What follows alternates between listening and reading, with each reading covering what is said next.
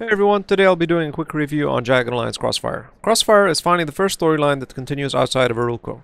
The players will be transported to Kanapa, a peaceful country suffering under the brutal attacks of mercenary troops. To deliver his country from these bloody massacres, Ambassador Bahnam has no other choice but to hire his own mercenary troops to get to the bottom of these inexplicable and bloodthirsty attacks, and to put an end to Kanapa's agony. So what to expect? Well, CrossFire is going to be the same as Back in Action, with just a different map.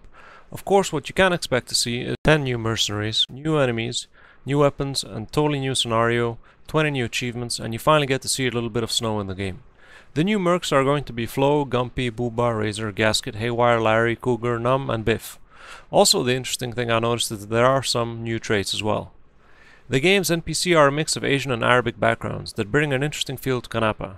The good thing about it is, though, is that CrossFire you can say is post 1.13 patch version of the Back in Action, so you can expect to have all those goodies like sector inventory, line of sight, hard, and all the other nice things that the patch brought to this game. If I were to compare Back in Action with CrossFire, then it would go something like this. Back in Action has 49 sectors in Arulco, while CrossFire has 14 sectors. Keep in mind that neither Back in Action nor CrossFire can compare to the DLC, such as Point Blank or Shades of Red. The DLC gameplay is on a total different level. So, playing CrossFire feel-wise is the same as playing Back in Action. The only difference is that it's not in Arulco anymore, and you finally get to take a look at something new. To be honest, I truly welcome this, as I've overplayed Back in Action and need some new scenario.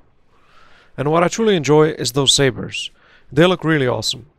Now, with putting all that into perspective, Kanapa is a smaller map. You could say nearly a third of the size of Arulco. Kanapa currently has around 18 quests, while Arulco has 42. So in a way, the content of Kanapa is better, as it has nearly half the quests of Arulco with a third of its size. In my opinion, it's still a nice game. I played through the game and finished it, and still managed to get the mouse freeze bug that can be fixed with either the F10 or spacebar. And also noticed that the drop rate of some items, I guess, was a little higher, and that was probably to equip the militia as you move forward. But interesting part was to find that merchants didn't have that much money.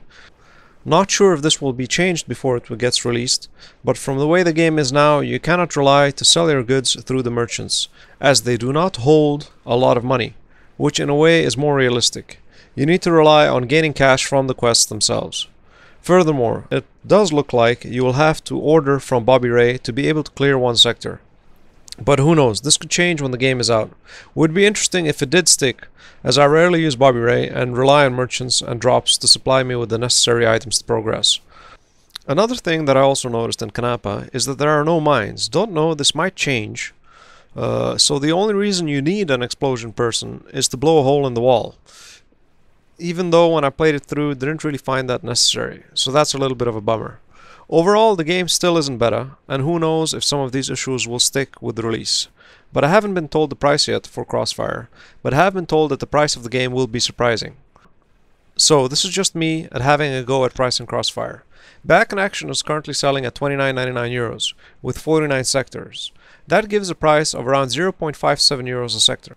CrossFire having 14, if we follow this pattern, we would price it at €7.99, since we multiply 14 by 0.57, while a standalone DLC is going to be priced for €2.99, so that alone will be a little bit weird. Why pay €2.99 if you can pay another €3 and get CrossFire? So $7.99 is highly unlikely, so I guess they'll price it at around €12. Hey, this is just me having a guess, so I might be wrong. At the end of the day, the game mechanics are the same, so only new map designs and voices had to be created, so not a lot of costs this time round. Cost-wise, they could even go lower, I guess. So now the question comes down to, if you want to buy Jagged Alliance and haven't played it before, and don't own any of the GA series yet, well, download the demo and have a go. The demo is a hard map, so do be warned. If you own Back in Action and you want something new and are tired of grinding Arulco, sure, why not? Just wait to see what the price range will be. And if it would be under €10, it would be a no-brainer. And this is it for the preview of the new CrossFire that's coming out in the end of summer, hopefully.